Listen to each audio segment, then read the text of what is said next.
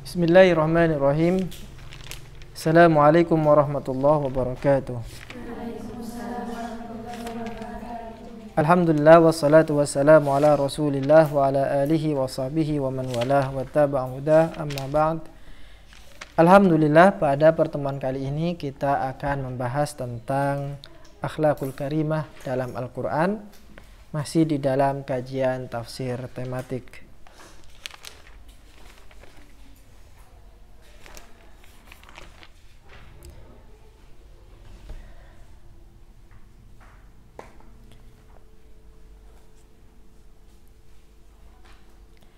Kita baca di sini di kitabnya, wa bi sifatin 'ammatin yajibu ayyatakhallaqa al-muslimu bi akhlaqil Mustafa sallallahu alaihi wasallam wa ashabihi. Secara umum wajib bagi seorang muslim memiliki akhlak Rasulullah sallallahu alaihi wasallam dan juga akhlak para sahabat. Pertanyaannya, bagaimanakah akhlak Rasulullah Sallallahu Alaihi Wasallam? Maka untuk mengetahui itu kita bisa merujuk kepada hadis yang diriwayatkan oleh Sayyidah Aisyah ketika beliau ditanyakan bagaimanakah akhlak Rasulullah Sallallahu Alaihi Wasallam. Beliau menjawab, kana khuluquhu Al-Quran. Akhlaknya Rasulullah itu adalah Al-Quran. Atau dalam bahasa yang lain adalah Rasulullah itu adalah Al-Quran yang berjalan. Ada Al-Quran yang berjalan. Maksudnya apa? Maksudnya bahwa apa yang ada di dalam Al-Quran itu terjasadkan dan termanifestasikan di dalam kehidupan Rasulullah Sallallahu Alaihi Wasallam. Jadi Al-Quran bukan hanya sebagai bacaan saja, bukan hanya sebagai hafalan saja, tetapi lebih dari itu Al-Quran dijadikan sebagai pedoman hidup.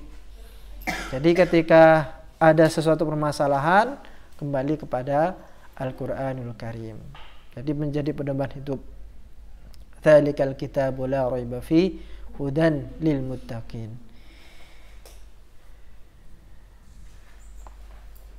Dan akhlak inilah kemudian yang menjadi kunci kesuksesan Rasulullah Sallallahu Alaihi Wasallam di dalam mendakwahkan agama Islam. Lianna Allah Ta'ala bayyana sirra najahin Nabi Sallallahu Alaihi Wasallam fi da'watih. Karena Allah menjelaskan kunci rahasia kesuksesan Nabi Muhammad Sallallahu Alaihi Wasallam di dalam dakwahnya. Apa itu? Faqala walau kunta faddan walidhal qalbi lam faddu min haulik. Nah, ini gambaran salah satu sifat akhlakul karimah Rasulullah sallallahu alaihi wasallam.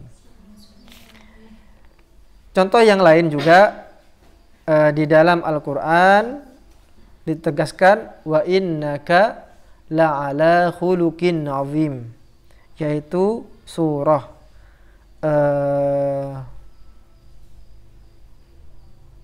Al-Qalam ayat 4. Wa innaka dan sesungguhnya engkau wahai Muhammad la'ala khuluqin 'azim, yaitu memiliki akhlak yang mulia.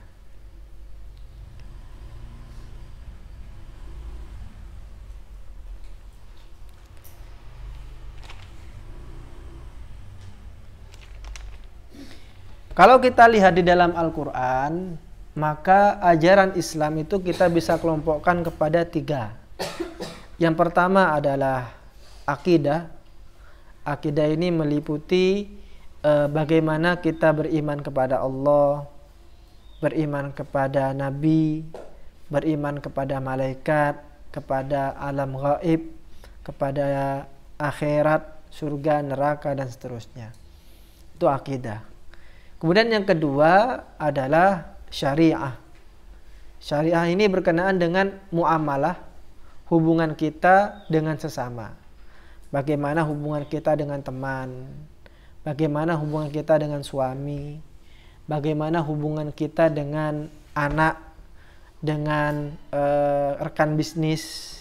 Kalau kita hutang bagaimana, caranya bagaimana, itu dijelaskan semuanya. Itu namanya muamalah. Ketika sampean ingin beli-beli ini macam-macam. Ada beli-beli yang secara umum, sampean punya uang, kemudian datang ke penjual, sampean menyerahkan uang itu dan mendapatkan barang. Itu beli-beli secara umum. Atau saat ini kan jual beli kan sudah mulai mulai canggih. Sampean tinggal buka aplikasi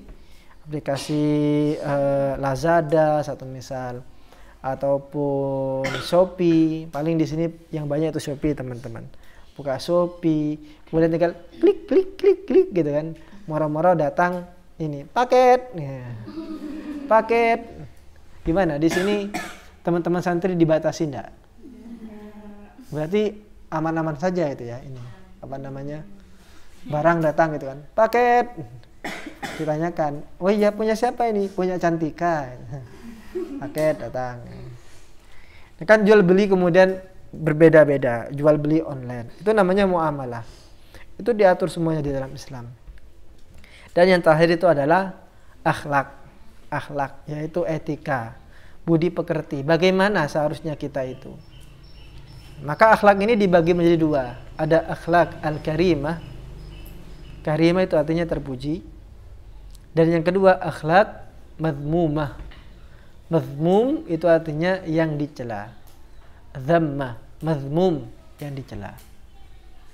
Kenapa dia dipuji? Karena dia disukai oleh Allah, disukai oleh Rasulullah, disukai oleh semua manusia.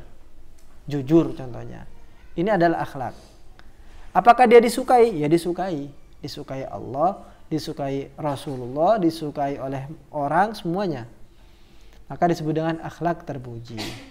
Jujur, amanah, kemudian sabar, tidak mudah marah. Itu namanya akhlak yang terpuji. Sebaliknya ada akhlak yang apabila orang punya akhlak itu, maka orang lain akan membencinya. Makanya disebut dengan mazmum, dicela. Tamak. Tahu tamak sampean? Tamak, kikir, bin medit, bin burin celeng ya. Biasanya kan kalau orang kikir itu kan diidentikan sebagai burin celeng kayak gitu. Kalau orang Madura ya dibilangnya begitu. Kikir, bakhil, riya, sum'ah, ghibah. Wah, ini ghibah ini kayaknya makanan enak ini bagi santri putri ini. Iya Banda? Biasanya emak-emak begitu. Mama itu kalau sudah ngumpul, pasti ada yang diomongin itu.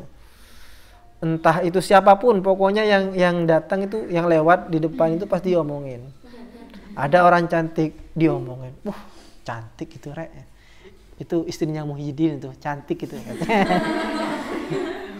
Itu paling pakai susu, itu paling pergi ke dukun, itu paling. Dibilang apa? Pergi ke dukun. Cantiknya itu bukan cantik alami, tapi karena susu dari dukun. Datang. Lewat lagi yang gemuk kan. Orang gemuk satu misal datang. Setuju ngakan datang. Pokok beras datang. Seperti itu.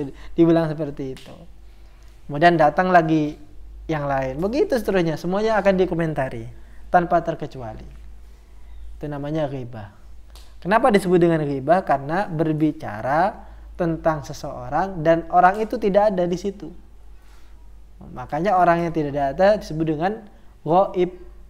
Ghaib itu orang ketiga. Jangan menjadi orang ketiga atau orang yang kedua. Jadilah orang yang pertama. Jadikan aku yang pertama gitu kan ya. Itu akhlak. Jadi jelas bahwa akhlak Rasulullah adalah Al-Quran. Dan akhlaknya Rasulullah itu adalah akhlak yang baik.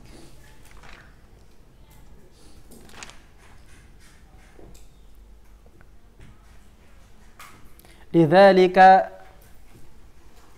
madaha ar-Rasul sallallahu alaihi wasallam hadhihi sifat. Oleh karenanya Rasulullah kemudian memuji sifat-sifat yang baik ini tadi.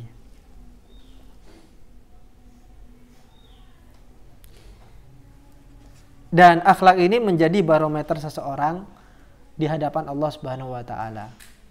Jika dulu orang itu diukur karena keturunannya, diukur karena kekayaannya, diukur karena jabatannya, maka Rasulullah itu mengukurnya bukan karena itu, tapi karena akhlaknya. Rasulullah bersabda, akmalul mu'minina imanan ahsanuhum khuluqa. Akmalul mu'minina imanan ahsanuhum khuluqa. Sesempurnanya orang mukmin, sempurnanya imannya seorang mukmin, yaitu ahsanuhum khuluqa, yaitu yang paling baik akhlaknya. Dan itulah misi Rasulullah sallallahu alaihi wasallam diutus untuk manusia. Innama bu'ithu liutammima makarimal akhlak. Sesungguhnya kata Rasulullah, saya diutus ini untuk menyempurnakan akhlak. Dan masa-masa sebelum itu disebut jahiliyah. Jahiliyah artinya kebodohan. Kenapa disebut kebodohan? Karena mereka bodoh, tidak bisa membedakan mana akhlak yang baik, mana akhlak yang buruk. Suatu ketika Sayyidina Umar ketika beliau selesai haji kalau tidak salah. Intinya selesai dari kota Mekah, beliau melihat ada orang kafilah-kafilah Arab itu berjalan dan beliau mulai menangis. Ditanyakan kepada Sayyidina Umar itu, "Kenapa wahai Amirul Mukminin engkau menangis?"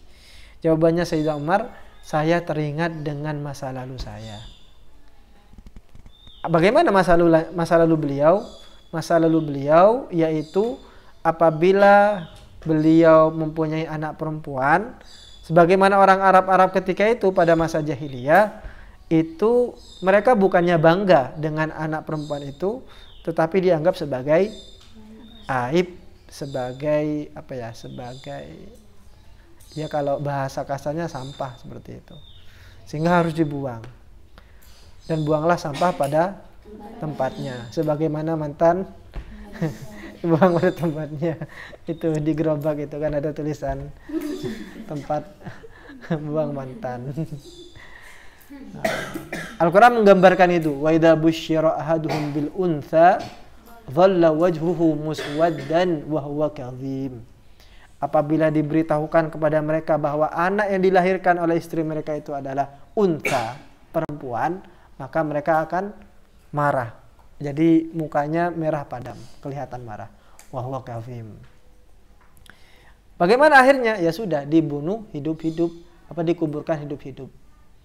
Makanya nanti itu akan ditanggungjawabkan. Wa idzal mau'udatu su'ilat bi ayyi dzambin qutilat. Ketika bayi perempuan yang tadinya itu hidup kemudian dikuburkan hidup-hidup sampai meninggal, dia ditanyakan nanti, atas dosa apa kok bisa dikuburkan seperti itu? Bi ayyi dzambin qutilat. Itu akhlak-akhlak zaman dahulu. Kemudian terlebih dari itu juga ada kebiasaan mereka minum minuman arak, khamar. Dan dari khamar inilah kemudian muncullah akhlak-akhlak tercela yang lainnya. Karena manusia itu dinilai dari perbuatannya. Dan yang mengatur perbuatan manusia, yang mengarahkan perbuatan manusia itu adalah akal. Ketika akalnya itu sudah mulai error, karena sarafnya putus ya, gara-gara khamar itu, maka dia tidak akan tahu apa yang akan dilakukan, itu dia tidak ngerti. Jadi seperti orang linglung sudah, mau dia bunuh orang, mau berzina dengan orang, atau apapun itu dia tidak tahu. Makanya bahayanya khamar di situ seperti itu. Dan bagi orang Arab jahiliyah ketika itu, minuman khamar itu sudah dianggap biasa. Pegang botol itu dianggap biasa sudah. Seperti itu. Bahasa Arabnya adalah al-khamru. Al-khamru. Khamr. Al-khamru artinya khamar. Apa artinya khamar itu? Yang menutupi. Al-khamru artinya yang menutupi. Menutupi apa? Menutupi akal sehat. Jadi kalau orang minum minuman itu akhirnya awalnya akalnya sehat, kemudian ditutupi menjadi tidak sehat. Kayak orang gila akhirnya. Nah. Makanya ada kaidah wa kullu muskirin khamrun wa kullu khamrin haram. Segala sesuatu yang memabukkan itu adalah khamar. Semuanya entah mereknya apapun yaitu adalah khamar. Mau topi miring, TM topi miring itu khamar anak-anak muda. Ataupun komik yang dioplos. Biasanya kan anak-anak muda itu beli komik banyak gitu kan ke Indomaret atau ke apotek. Makanya sekarang kan tidak boleh beli komik dalam jumlah yang banyak. Semuanya harus ada resep dokter. Kenapa? Yaitu buat ngoplos dan akhirnya mabuk-mabukan itu. Nah, segala yang menutupi akal sehat tadi itu disebut dengan khamar, dan setiap khamar itu adalah haram. Menariknya di dalam Islam, karena ini sudah menjadi budaya, jadi kan kalau kita berbicara masalah akhlak itu kan masalah kebiasaan. Kebiasaan itu kalau sudah tertanam di dalam seseorang itu susah diluruskan. Ada perkataan seperti ini. Kalau batuk itu gampang diobati. Kalau batuk gampang diobati. Sampai tinggal berobat ke KHM kemana gitu kan, beli obat minum selesai sudah. Tapi kalau watuk itu tinggal diobati. Tapi kalau watak ini yang susah. Kalau wataknya sudah pemarah dari kecil, atau wataknya itu sudah selalu menganggap dirinya paling penting, bahasa Arabnya itu adalah anania. Yang penting aku gitu kan, yang lain tidak penting kan.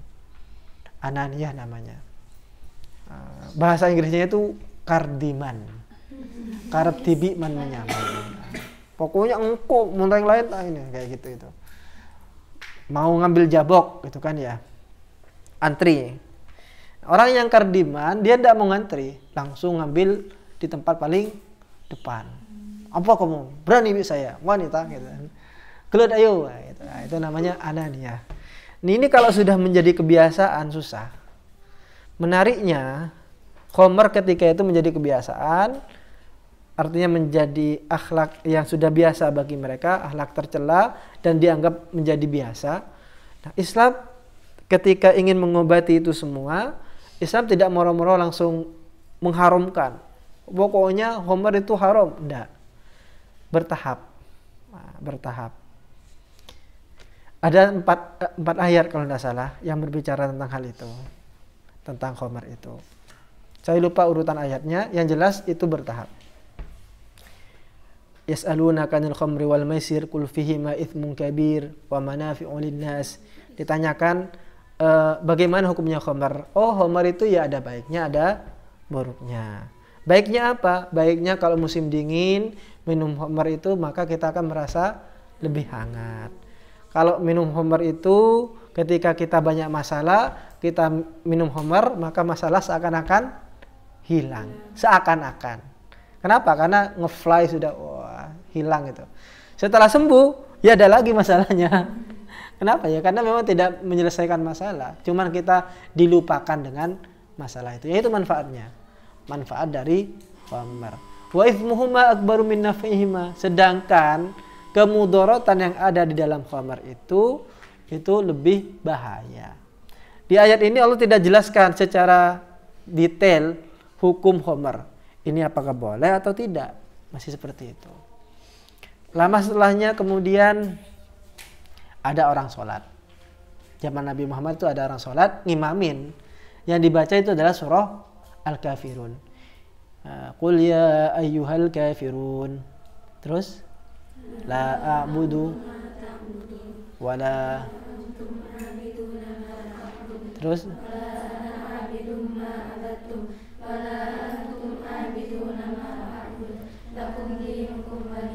berarti sama tidak mabuk berarti. Kenapa? Tepak. Tapi kalau yang mabuk muter itu enggak mari-mari itu kan. Enggak selesai-selesai. Enggak mari-mari maksudnya enggak selesai-selesai. Kenapa? Muter kan mirip-mirip itu kan. Muter ya. Akhirnya ada larangan la taqrabus sholata wa antum sukara. Jadi kalau mau sholat jangan mabuk dulu. Jangan mabuk. Nanti kalau sudah sholat enggak apa-apa mabuk enggak apa-apa. Tapi setelah sholat. Di situ mulai sudah mulai ditinggalkan. Jadi kalau dulu itu setiap saat itu kapanpun dimanapun satu, yaitu khamar. Apa itu? Iklan yang itu sosro ya bukan atau apa? Apapun minumnya, apapun makannya, teh botol sosro minumnya kayak gitu kan. Khamar juga sama waktu itu. Apapun kegiatannya, maka khamar, arak kayak gitu. Nah, kemudian datangnya ayat itu, maka mulai berkurang sudah. Jadi kalau waktunya sholat, tidak minum. Selesai sholat, minum. Nah, ketika orang Arab ini sudah siap, maka kemudian datanglah ayat yang jelas, yang memberikan hukum jelas kepada khamar itu. Innamal khamru wal maisiru wal ansabu wal azlamu rijsun, najis. Rijsun min amali syaiton. Maka kemudian ada fajtanibu, jauhi. Ini jelas sudah haram. Artinya di dalam menerapkan hukum itu bertahap. Pun juga sama, sampean dalam melaksanakan peraturan juga bertahap. Enggak langsung ini. Satu misal, sampean ini menjadi pengurus ya. Jadi pengurus, kemudian ada santri baru. Langsung, Dek, atau apa namanya? Cong, satu misal. Kamu sini nanti ngaji, langsung ngaji Fathul Wahhab. Bingung itu anak baru itu, aduh, nangis toh akhirnya, tidak kerasa. Kenapa? Karena baru mondok langsung suruh ngaji Fathul Wahhab, tidak tahu apa-apa. Harus bertahap, mulai dari Safinah dulu, kemudian Sulam, satu misal, kemudian Fathul Qorib, Fathul Mu'in, Fathul Wahhab. Seperti itu bertahap.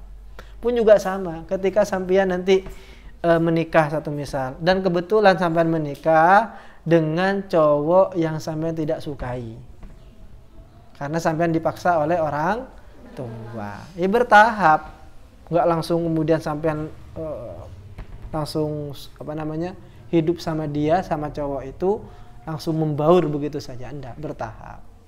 Pertama mungkin cium tangannya gitu kan, dibiasakan.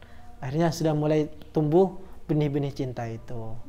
Kemudian mulai yang lainnya dan terusnya begitu pokoknya. Artinya apa? Bertahap. Jadi termasuk sunnatullah itu adalah bertahap. Apapun itu bertahap semuanya. Termasuk dalam hafalan Al-Quran bertahap juga. Tidak moro-moro sampai langsung saya nanti langsung menghafalkan juz 1 sekali duduk. Tidak bisa. Bertahap. Hafalkan 1 ayat dulu. Kalau mampu 1 ayat ditingkatkan 2 ayat. 2 ayat mampu 3 ayat. Begitu seterusnya. Semuanya bertahap.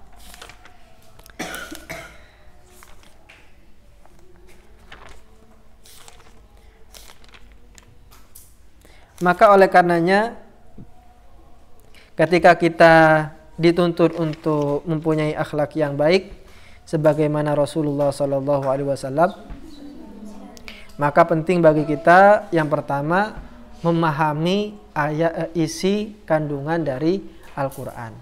Bukan hanya dibaca saja, tetapi juga dipahami. Setelah sampai memahami, baru setelah itu dipraktekkan. Kalau kita mungkin menghafal Al-Quran, hataman 1 hari selesai. Kalau sahabat dulu, mereka itu ketika belajar ayat, paling 1 ayat atau 2 ayat itu dipelajari selama 2 hari. Kok lama? Apakah sahabat itu, mohon maaf, lemot, otaknya lemot, sehingga untuk memahami 2 ayat saja butuh 2 hari? Enggak. Sahabat itu ketika mereka ngaji kepada Rasulullah 1 ayat gitu, mereka itu tidak akan pindah ke ayat setelahnya kecuali kalau ayat itu sudah dipraktekkan. Ini. Jadi berlabuh kepada apa? Praktek. Bukan hanya dipahami saja. bahwa jujur itu bagus. Inna sidqa yahdi ilal bir, bahwa sesungguhnya kejujuran itu menunjukkan kepada kebaikan. Wa innal birra yahdi ilal jannah, bahwa kebaikan itu menunjukkan kepada surga. Kita tahu itu semua. Semua orang suka pada jujur. Pertanyaannya, apakah kita sudah mempraktekkan kejujuran di kehidupan kita? Itu pertanyaannya. Apakah kita sudah jujur? Ujian, tidak nyontek. Nah, itu termasuk jujur itu. Jangan sampean apalagi di duduk berdempetan gitu kan, berdempetan. Jadi ini jadi soft 4 lah, 1, 2, 3, 4. Soft pertama dempet, soft kedua juga dempet. Soft pertama tugasnya adalah untuk melindungi supaya ustadznya tidak tahu. Soft kedua itu adalah yang nyari di kitab. Gitu kan. Kerjasama yang apik.